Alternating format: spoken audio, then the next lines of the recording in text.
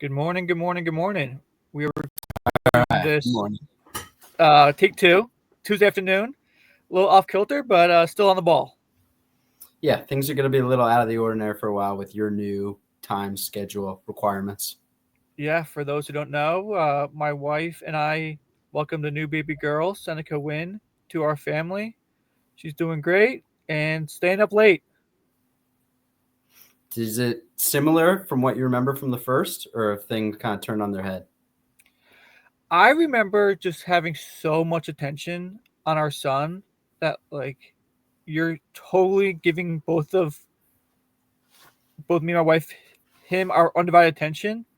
With her, I feel like I'm seeing her where my wife needs a break because she Yeah. needs to eat from my wife all the time. So Boy I'm on duty. Thomas duty. Yeah. Yeah, the first duty. Yeah, I figured that's the way it would go. Like you have to play man-to-man defense at a certain point, and right now, like you can't cover your daughter.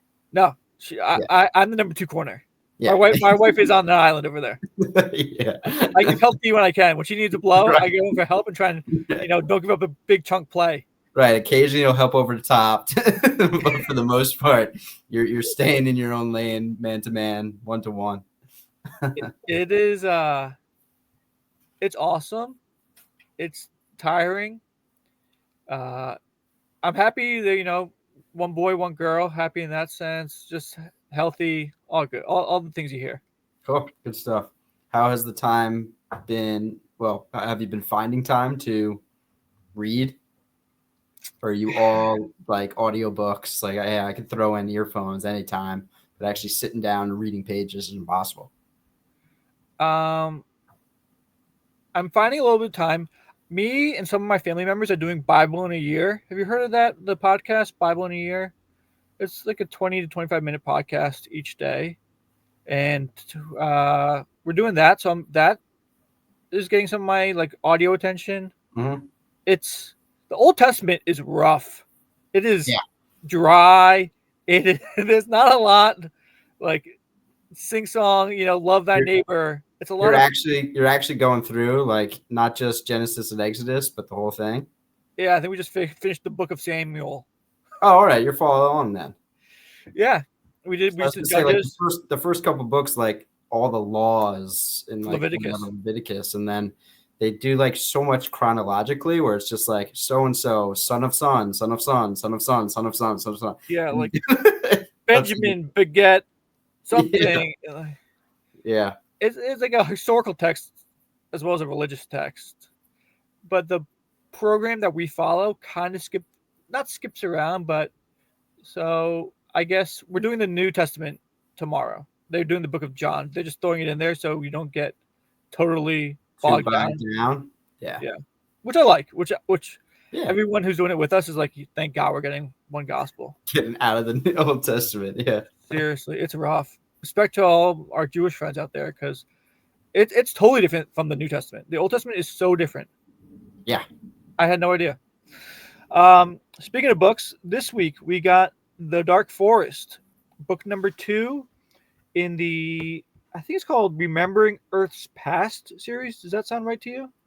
It kind of does. I always would have referred to it as Three Body Problem series. I know that was the title of the first book, but that's Yeah. what I would consider it, the series of Three Body Problem. Yes. Remembrance of Earth's Past trilogy. I'll give a little non-spoiler summary. The Dark Forest by Jing Liu is the second book in the Remembrance of Earth's Past trilogy. The story takes place in a future where humanity faces an existential threat from an alien civilization, the Trisolarans, who plan to invade Earth. In the aftermath of the first novel, The Three Body Problem, Earth's best hope for survival is a secretive defense program.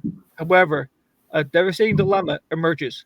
How can humanity defend itself against a superior alien force without revealing its own weaknesses?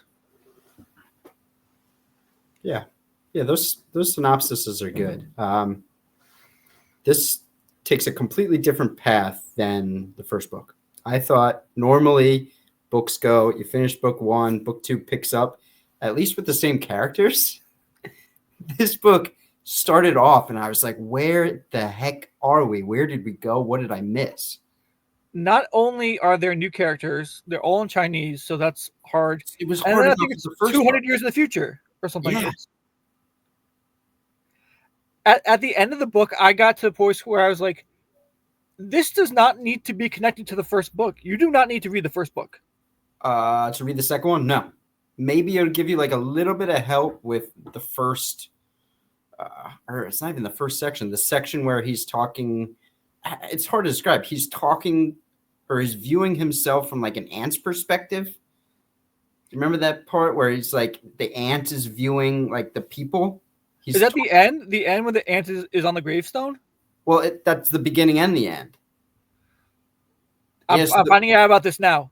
Yeah, it was so hard to follow because the first book ended with this guy kind of like temporarily solved the first issue we have with these alien invaders, and now we're going to focus on a plan of what to do now that the aliens are coming. And then the second book starts, and it's totally different. There's nobody there. It's just a different character and a different setting, and everything was different except that the aliens are still coming. And everything that the first book set up with the ETO, I forget what their acronym stands for. They're like, oh yeah, they totally fizzled out. They dissolved. They're nothing. That just is gone after 200 years. So that has nothing to do with this book. Weird. I would love to. I mean, as this progresses, as our little show progresses, I would love to get in touch with publishers and editors and people who are in the book industry and be like, when this book comes across your desk, as an editor, what do you do? This is maybe the most unfocused, discombobulated book that we've read. It's hard to call it a series. It's the smallest, like I guess a big piece of it, but the premise is the same. And that yes, there's an alien invasion coming. This, but from 1 to 2, they just went to a whole different place. And I might retract the word discombobulated because that gives the intonation of like careless chaoticness.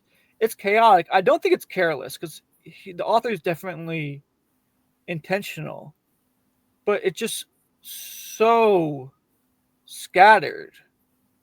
It was very difficult to catch up and read through the first part of this book because the whole time you're still thinking about the prior one and how it ended, and you're maybe expecting those characters to come back in some way. But then once you give up on that, then you can kind of fully commit to this book. But you have to give up on that. That's a total. I completely agree. You don't have your feet underneath you for the first third of the book. While, yeah, it's a big part of it. And then by the time you do, it's like, okay, it's the wall facers, and this whole book's gonna be the wall facers versus the wall breakers. Basically, people who are trying to save humanity versus people who are, loyal to the Trisolarians who are trying to inhibit or corrupt the plans of the humans. And then that kind of fizzles out. And then it's okay, this guy's opting out of the plan and he's going to live this life with his tailor-made girlfriend and the baby in Switzerland somewhere. And then then she goes to hibernation for 200 years. Her and her daughter just hibernate. Yeah. It sets up things and then moves past them unlike a book I've ever read. Yeah, and the first book was so technically advanced, it seemed like I don't know if everything was true, but the second book, well, we're 200 years later and we can hibernate people for hundreds of years without changing anything about them. We're in space. We have a massive fleet. We are flying to different areas of the solar system. It's just basically more or less limitless amount of energy. You still need it. That was such a massive jump in science fiction that I wasn't expecting, because the first one, it was science fiction, but it was so scientific and technological. This one just went into sci-fi. And it says, if someone who read the book talks with you, like, what is a sophon? How would you describe it? I don't know what it is right now. Does it inhibit progress? Is it a communication device near the end? If it doesn't inhibit technology, what was inhibited? Because I don't know because we, again, like we said, we're going to different planets. Or I would describe it as if you think of like computer code being zeros and ones on like a ledger. I would say a sophon is a pen and eraser at the same time. So if you have like this code, this sophon can erase one of those numbers or write in one of those numbers at any point in time. yeah, that was kind of a Deus Ex. It could be whatever the author wanted it to be. Yeah. Depending on the circumstance that the narrative needed it to be. Once we got into it, once we got pretty deep into it, though, I kind of liked the character and the way he was going about it and things like that. It should drag on again, so the book itself was longer than I thought it needed to be, by a pretty significant amount, covering so much of the other two wall breakers and their plans and everything. I didn't think you needed all that. So it was another one that was long, and then the final 10th of the book, the final like hour and a half of reading was good and had me going again. Yeah, I totally agree. The last hour and a half of reading, when the droplet comes in, yeah, and just wreaks havoc on the Earth fleet, yeah, and then that was like, okay, cool. Like this little probe is completely destroying our fleet, so we're screwed. I didn't really understand why we thought, or why humans in the book thought they had a huge technological advantage, and the Doomsday War was an assured win. That right. I never fully like. Why do we think we're going to win this? Yeah, that was pretty stupid for me too. And then the survivors of that battle basically hightail it out of there, give up on Earth, and try and create a intergalactic, or space, non-terrestrial civilization where they would just roam space looking for our next home. Isn't that the premise of like Star Trek? I think Star Trek, they have a planet. I think, like, if you ask me if that's a plot to Battlestar Galactica, I'd be maybe Okay, maybe that. Yeah, one of those ones where it's like, yeah, we're voyaging through space to find a new home. yeah. And then that's kind of the climax. But there was one other thing I wanted to bring up. Okay, so our main protagonist, Lu Ji, kind of has a last showdown with the Trisolaran Sophon, using a methodology that one of the wall breakers earlier had, where if my pulse ends, I'm creating a way to identify you, and we'll defeat you. No, not we'll defeat you. You will be defeated. Because I did like the Dark Forest analogy. Yeah, me too. A lot. That was cool. That should have been brought up, or at least kind of hinted at. Maybe we should have knew because of the title, but I knew nothing about it prior to that. Like, I didn't know. It was awesome. That was a kind of a cool analogy. Very cool. Yeah. The Dark Forest analogy is that all these space civilizations are within a dark forest. They know others may be out there. They don't know the intention of the other civilizations. So how do you continue your civilization's progress and life if other hunters are out there? So basically, you have to kill them without them knowing that you're there. Shoot first, ask questions later. Yep, you can't let them know, hey, I'm here, because they might have bad intentions. They might kill you right away. Yeah, and you can't let them find you. So both you search for them, then other people might see you search for. Yeah. Yes. So that whole paragraph was the best part of the book. Agreed.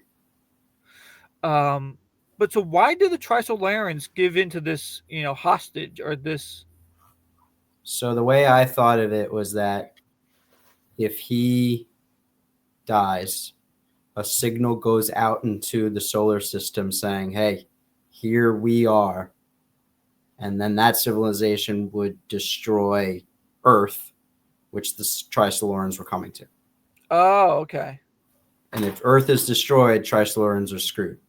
Because that's all they have. Yeah, they have to leave their own planet. Yeah.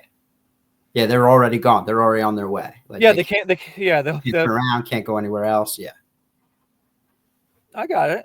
Okay, that makes sense. Yeah, I like that too. What I didn't love is that they didn't tell us what his initial, what did they call it? They called it a spell. So he initially, as part of his plan, they say he sent a spell out into the solar system. Yes. They kind of describe what the spell was, but not enough. And the result of his spell was that some other civilization out there destroyed a star. Yeah, I actually had that highlighted. So again, for everyone watching this, hopefully you've read the book. Yeah, we're If you're spoiling just it. okay, That's kind of what we do, though. We don't we're spoiling books here. This yeah, is hey, this is what we do here. yeah, All you're right, supposed to read this book. You had to write a report on it. We're giving you the ends. bingo. Here we go. I had this directly highlighted because I read it about half hour ago because I came into the finish line with my heels on fire. So what's the deal with this spell? And then here's the main protagonist. Using the sun, I transmitted 3 images to the cosmos. Each one consisted of 30 points representing the planar projection of a 3-dimensional coordinate system containing the position of 30 stars. Combining the 3 images into 3-dimensional coordinates forms a cubic space populated by those 30 points. That represents the relative positions of 187J3X1 and its 29 surrounding stars. There's also a label pointing out 187J3X1. So basically, just create a map being like, hey, This is the star. this is a star. Yeah, but he didn't actually say like destroy this star. Like that spell didn't. Did he say we are of this star, so you need to destroy it, or did he say, hey, we're on this star and we're going to use it to destroy you? Like he didn't say what the spell was. And he did, yeah.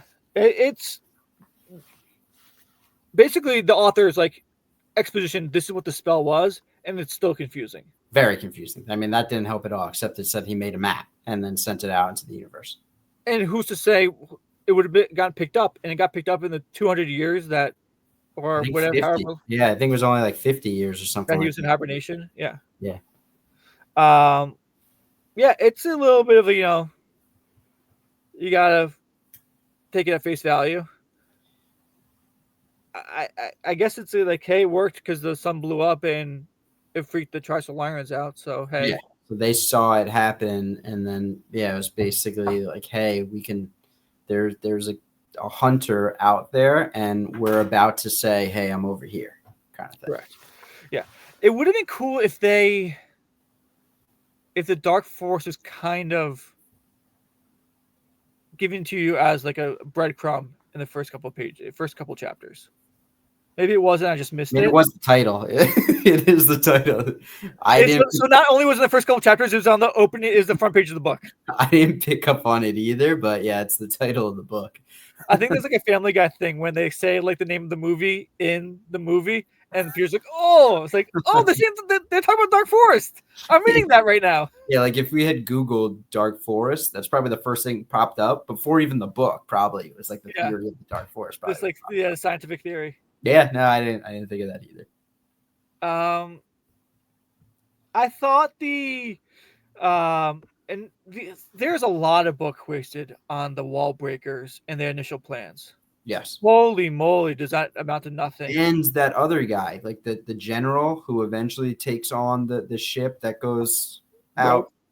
Yeah, that goes rogue. So much about him that I didn't really need either. Like I didn't think that character was needed at all. Whenever that guy came up, I basically just treated it as like Guy X. I didn't like. Yeah. What is this guy doing? Like, I don't really like. I didn't need that at all. And so now, if you're looking at the third book, I mean, we can assume that they're not going to use any of these characters because that's what this author does. But if we didn't, and we assume that, so he's just rogue. He's just gone. He has nothing to do with going on right now. What is the third book going to be about? They're just like they came to. Have you started the third book? No. Okay. Yeah, maybe we can do that at the end. Like, what could the third book be about? Because this book ends, the middle book ends on more or less a handshake agreement that, hey, we're going to try and find a better spot for you guys, or we're trying to work it out so no one comes at us. Basically, we're forming an alliance. Yeah, this Dark Force deal. We are forming an alliance. Yeah, you give us some technology, let us do what we need to do, and we'll make sure that your spaceship can find a place for you. Yes. We don't know what it's going to be, but we know that, hey, we have a handshake agreement that we'll work together. Yeah. Uh, And that all happened very quick. It's like the last oh my couple gosh, of the book, compared to the rest of the book. like all this communication, everything happened. Yeah. And also, he's like, I'm not going to be the one agreeing to this deal with you. I just set it up. So good luck with whoever you work with. Yeah. In the future. Yeah. The Wallfacer Project. Them getting carte blanche to do whatever they want. And the the people who were picked was not clearly described. No. It's like a One guy was a revolutionary. One guy was like a military. from One the guy U.S. was a like a British bioscientist, professor, I guess. And then this guy. Yeah. and then this guy. Yeah. And they all had kind of good ideas. It was just a big misdirection. It would have been better if it was like one other. Yeah, I didn't need all three. It was kind of like was it Three Little Pigs? Made my house out of sticks, hay, brick, whatever. Yeah. It was kind of like that. Yeah, where I did not need all that information about each of those guys. Also, when something like that's brought up and it's 4 characters who are all pursuing a solution, but you spend time inordinately with one of them, hey, this is a guy whose solution is going to Yeah, matter. it's not going to work out with the other ones. Yeah, that's The why other 3 aren't going to matter. So when those chapters came up, I'm just like, okay, this is going to go wrong. And not just detail, like scientific detail too. Like the guy who was doing the like brain manipulation. Yeah. Basically, like Inception.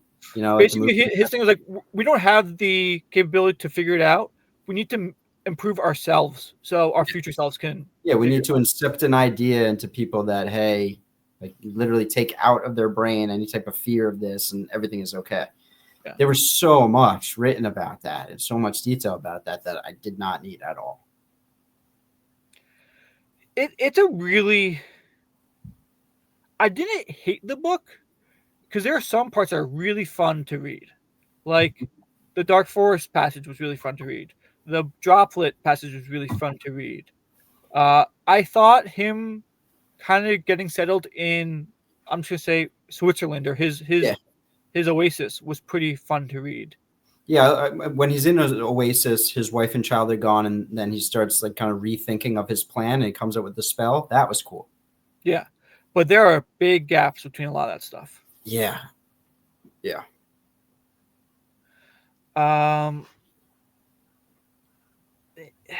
And just the format of the storytelling was interesting because there wasn't really... I liked the ETO in book 1 where humanity's divided and people are working, kind of sabotaging the plan to save humanity. This is just like these 4 guys, and then there's like some bureaucracy, and then 50 years jump. It didn't have the same narrative drive that the first one did. There is no page turning elements to a lot of the first one had that murder mystery. That mystery, exactly. To it, which was good. Yeah, this one was. It was hard to follow it because we were jumping, not just time frames, but we were jumping hundreds of years, and then you go into 100 years later, and you have to have like a new perspective on things because people's minds are different and all those kind of things. And we're still not close to when the aliens are coming. You're still generations before the aliens actually get here. I kind of like that because I like that too, but they just make such a point of it. It narratively halts the progression of the story. That like, okay, when the aliens are here in 200 years, this is what we'll have to do. You can't do that in like a movie because like Independence Day, they show up in Earth's atmosphere and then we got to figure it out. Yeah, they showed up and we're here. Yeah, it is. It's the planning for it, but that I guess what creates it such a long-winded story because we're talking about all the planning from different aspects, from different people, and from different time frames. Yeah. And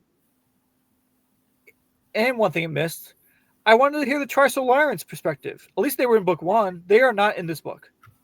No, you hear from them at the last page or two. The last page or two, you hear about the Sophon. They're communicating through a Sophon, being like, "Don't identify Earth. We'll work together." Yeah, don't kill yourself. Yeah. No, you don't really hear anything about from them. You do get to I guess no, it's not really from their perspective at all, but There's the scientist who actually sees the coming of their fleet. Yeah. So they're viewing through like a massive telescope, and they can kind of see the fleet coming through like a meteor shower or dust, like a dust cloud. dust cloud. Yeah. Yeah. I mean that's fine. Yeah, I didn't think it was as good as the first because it was so spread out amongst different characters, different points of views, all of that. It's very, very unfocused. It does not have that narrative pace that the first one did. There's not much more I have to say on it. I'm okay. Let's do, before we give our ratings on it. What do we think the next book is going to be about? I'm guessing the next book is 100 years later. Yep. Whole new cast of characters. Yeah, except Tristan Lawrence are probably still there. And we're now, like, Earth is, for whatever reason, Earth is not doing well. Earth is doing poorly. And so now we're looking for a place for us and the Tristan Lawrence to go. And you kind of took mine. Really? Okay, so oh, wow. I was just pulling that out of thin air. I think it's going to be somehow another alien civilization finds Earth. Oh, okay. And the humans and Tristan Lawrence have to work together. Oh, interesting. Okay. Because that's kind of like we're kind of like, yeah, formed an alliance. What's Death's End? Death's End. Either that or I'll throw another one. Like all of a sudden in 400 years, by the time Earth isn't holding up, like the sun is eating the Earth or something like that. Like so they Earth can't. Earth is slowly burning or whatever. It's no longer habitable. Yeah. So this property that we're both fighting over is no longer the gem in outer space that we thought it was. Yeah, that would be my guess. Interesting. Yeah, it'll be our next book. We're going to do this as a series, right? Yeah. All right. I will give this book a 3.8. Yeah, I'm going 4. Yeah, 4 came into my mind, but they were just I didn't love it enough to give it. No, there was a couple of pieces. I wouldn't even call them chapters. There's fragments of this book that are entertaining and good. Very good. I will say very good. Yeah, but it's just fragments, small fragments. They didn't even explain how he met with Ye Wenji when she gave him the 2 axioms. Yeah. They didn't like explain any background of that. It basically seemed like he was like lying on the grass and she just came over like dying. She was on her deathbed and just said, she gave him the stuff and said, all right, that's all I had to do. Yeah. For the 2 axioms are civilizations, more or less, civilization is always progressing. Matter in the universe always trying to survive, I would say. Yeah. And then matter is limited. Yeah. Like so. Resources are limited. Yeah. Yeah. So it kind of comes into conflict when those two. When you meet another civilization. Yeah. Okay. We'll do. I think I should be able to, get back on track and doing at least a book a week or book every 2 weeks, depending on length. But it was the length of this one. The previous 2 have taken a little bit more than a week, but you could do it in a week. I don't know how long this one's going to be. Yeah. Other than that, what else is new? March Madness just ended. March Madness, go, yeah. Gators won. Won my bracket. Nice. That's a good feeling. I've had a rough couple of years, but back on track. That's huge. Did you get all four? Did you pick all 4 1 seeds?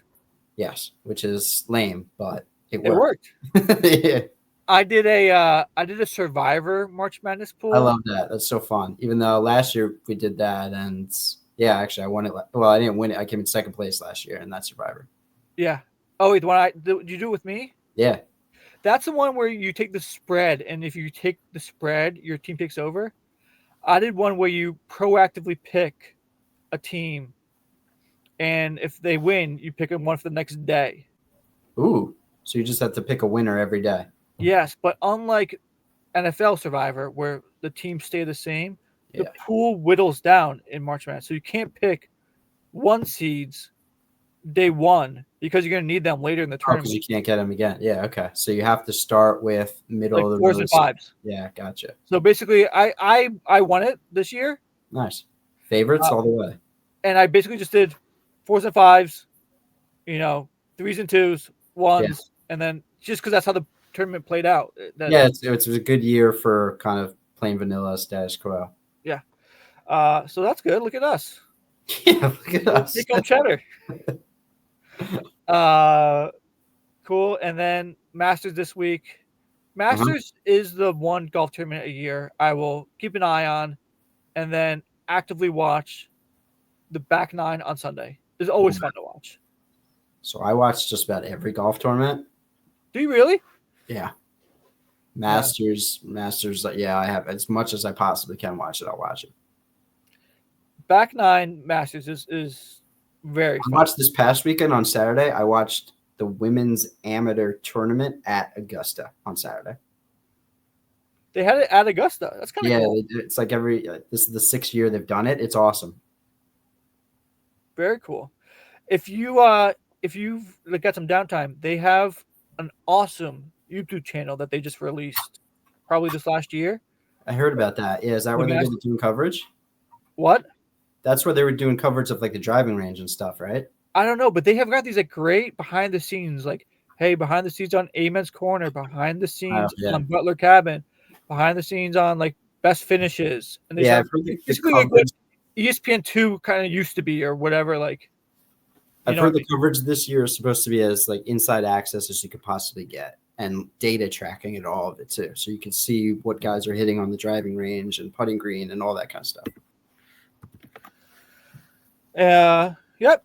Looking forward to that. Yankees are good, and then Yankees aren't good, but the record is fine. Let's just say Yankees are fine. Yankees are fine is a better way to say it. Love the torpedo bats. Yeah, reminds me of growing up. Like you have electrical tape on your wiffle ball bat, and everyone tries to plump it up in the center. It just seems obvious. I don't know if it makes that much of a difference in the majors, if I'm being honest. I think they got lucky. They hit 9 home runs one day, and people freaked out for about a week, and now it's back to normal. My guess is that it evens out pretty consistently, because if it worked, everyone would do it, kind of thing. Yeah. And everyone's not doing it yet. Maybe they will over time, but right now, no. And Aaron Judge, our best home run hitter, is not using them. Doesn't use it. I think many of the better players are not using it. Yeah. It's probably that. It's probably more of like juice for people who aren't as good as hitters. That would make sense, actually. Like Volpe. Yeah. And then we'll do maybe draft talk. Hopefully, when we do the next book. Yeah, next, because it's the 14th. I think is the draft. I think it's later than that. Probably 24th. I don't know. I thought it was next week. Let me look it up quick.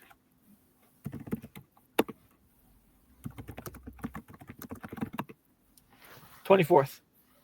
2 weeks. Okay. Got time. Yeah. Gosh, I wish it was next week. I was kind of looking forward to that. All right. 2 weeks. It used to be earlier. They just push it back. Must have been. Yeah.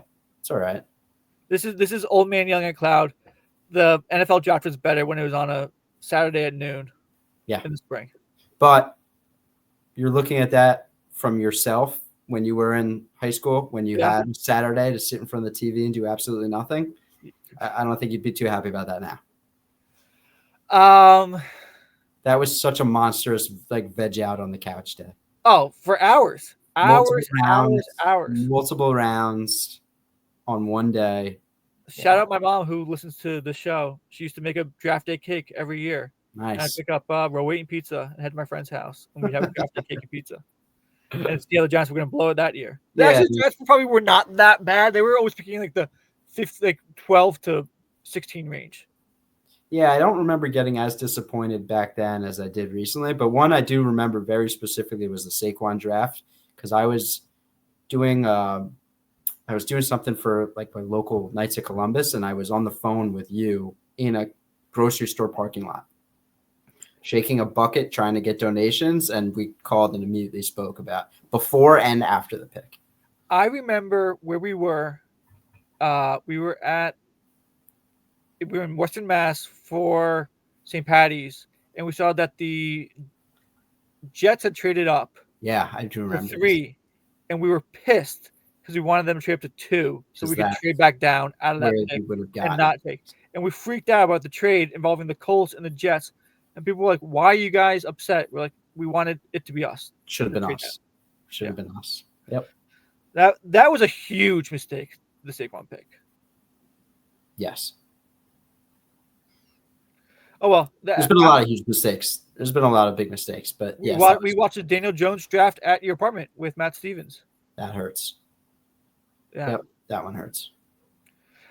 But if you think about it this way, this is the first year with no Gettleman, no Jones, no Barkley. Totally fresh slate. This regime has shown me zero signs of being confident in that. I did not say anything about that. I did not mention that. I mean, yeah, it's like, hey, the old food tasted terrible. I'm not talking about this food. Okay, so we have no Saquon, who is the best player our organization has had in, 20 years. We have no Daniel Jones, who, as bad as he was, his contract doesn't look that bad because we're paying freaking He's Russell terrible. Wilson. You can't say that. He's terrible. You can't win with him. You can't win what with him? You can't contend for Super Bowl with Daniel Jones as your quarterback. Fine. I don't need to contend for a Super Bowl right now. I need to get to the next stage, which is let me watch a competitive football game. We're not there. We might be there with Russell Wilson. We're not freaking there. No, don't start. No way. Oh, yeah. I'm totally there. All right. We'll talk about this next time because I'm so out on him. Giants country. Let's ride. Oh, boy. On that note, we'll talk